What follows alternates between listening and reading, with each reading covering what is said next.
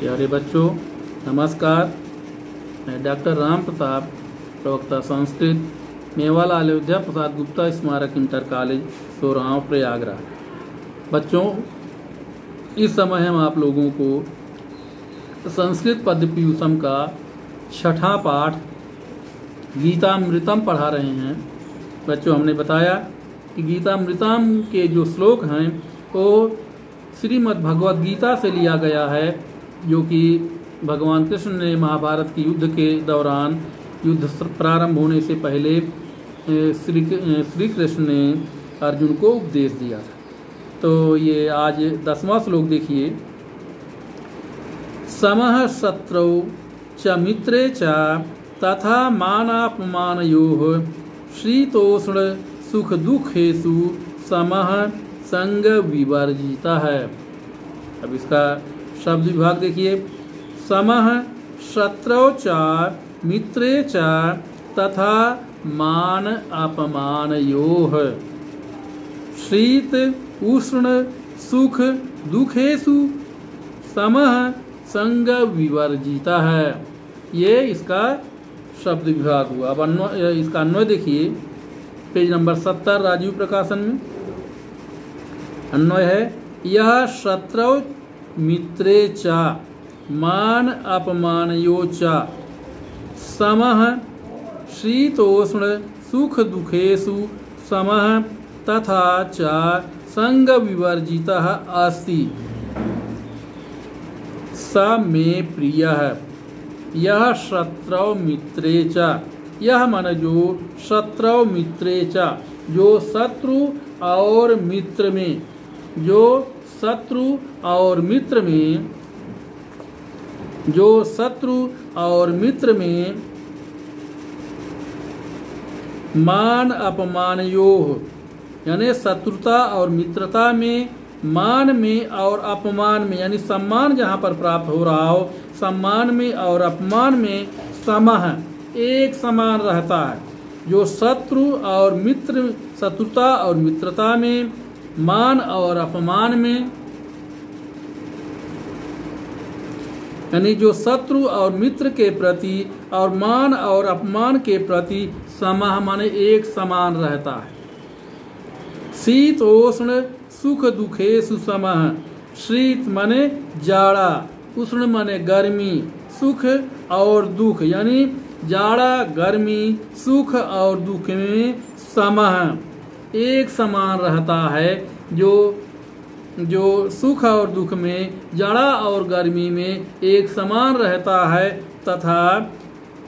तथा च संग विवर्जितः है, और जो आसक्ति रहित है, और जो आसक्ति रहित है स मे प्रियः, वह मुझे प्रिय है।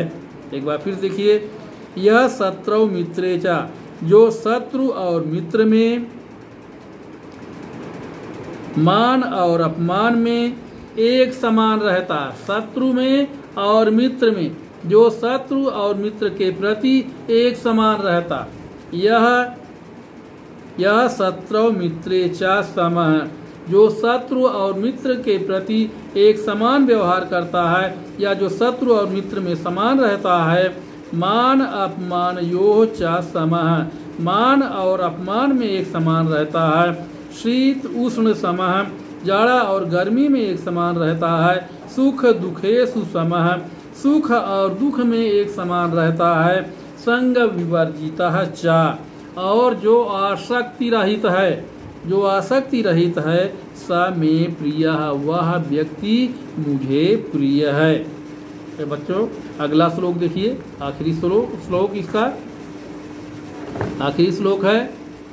तुल्य निंदा स्तुतिर्मौनी संतुष्टो येन केनचिद अनिकेतः स्थिरमतिः भक्तिमान में प्रियो नरः। अब अन्वय इसका शब्द विभाग देखिए बच्चों।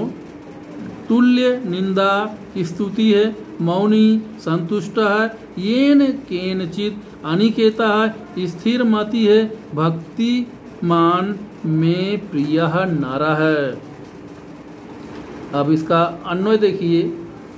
अन्वय इसका है तुल्य निंदा स्तुति है। मौनी येन केनचित संतुष्ट है। अनिकेतः स्थिर मति है। भक्तिमान नरः में प्रिय है। कह रहे हैं कि तुल्य निंदा स्तुति है। निंदा और स्तुति यानी निंदा और प्रशंसा में एक समान, तुल्य माने एक समान रहने वाला, निंदा और स्तुति माने प्रशंसा में तुल्य माने एक समान रहने वाला। मौनी माने मौन रहने वाला, मौन धारण करने वाला। एन केनचित संतुष्ट है। जिस किसी भी वस्तु से या जिस किसी से भी संतुष्ट माने संतुष्ट रहने वाला या प्रसन्न रहने वाला। येन केनचित संतुष्ट है। जिस किसी से भी संतुष्ट रहने वाला। अनिकेता है, जो गृहहीन यानी ममता रहित। यहाँ पर अनिकेता का मतलब होता है जिसके पास घर न हो, लेकिन यहाँ पर गृहहीन नहीं बल्कि ममता रहित, जो ममता रहित है और स्थिर मति स्थिर बुद्धि वाला है, स्थिर बुद्धि वाला है। भक्तिमान, ऐसा भक्तिमान पुरुष, भक्ति वाला नरः माने पुरुष या व्यक्ति में प्रिय अस्ति, मुझे प्रिय है। एक बार फिर देखिए, तुल्य निंदा स्तुति है। निंदा और प्रशंसा में एक समान रहने वाला। मौनी माने मौन धारण करने वाला। येन केनचित संतुष्ट है, जिस किसी भी चीज से संतुष्ट रहने वाला या जिस किसी भी से प्रसन्न रहने वाला, संतुष्ट रहने वाला। अनिकेता माने ममता रहित, गृहहीन यानी ममता रहित और स्थिर मति स्थिर बुद्धि वाला। भक्तिमान माने भक्त पुरुष, भक्त व्यक्ति। भक्तिमान नरः माने ऐसा भक्ति वाला पुरुष या भक्ति वाला व्यक्ति में प्रिय अस्ति, मुझे प्रिय है। एक बार फिर देखिए, तुल्य निंदा स्तुति है। निंदा और प्रशंसा में एक समान रहने वाला। मौनी माने मौन धारण करने वाला। येन केनचित संतुष्ट है, जिस किसी से भी संतुष्ट रहने वाला या प्रसन्न रहने वाला। अनिकेता माने ममता रहित, ममता रहित या गृह रहित भी। स्थिर मति है माने स्थिर बुद्धि वाला। भक्तिमान नरः माने भक्ति वाला व्यक्ति में प्रिय अस्ति, मुझे प्रिय है। ऐसा व्यक्ति मुझे प्रिय है। तो बच्चों, ये आपका अब संस्कृत पद्यपीयूषम का गीतामृतम नामक पाठ समाप्त हुआ। अब इसके बाद जो अगला पाठ है वो जीव्यात् भारतवर्षम, वो इस साल के लिए आपके कोर्स से हटा दिया गया है। इसलिए संस्कृत पद्यपीयूषम के सभी पाठ अब समाप्त हो चुके हैं, क्योंकि इसमें वृक्षाणाम चेतनत्वम एक पाठ वो हटाया गया है इस साल के लिए, और दूसरा पाठ इस साल के लिए हटाया गया है जीव्यात् भारतवर्षम। ये दो पाठ हटाए गए हैं। तो कुल मिला के 7 पाठ थे। 7 पाठ में से 5 पाठ रखे गए हैं और 2 पाठ इस साल के लिए हटा दिए गए हैं। इसलिए आपका संस्कृत पद्यपीयूषम का पाठ अब समाप्त होता है। अब कल से आगे हम पढ़ाएंगे। आज के लिए इतना ही। धन्यवाद।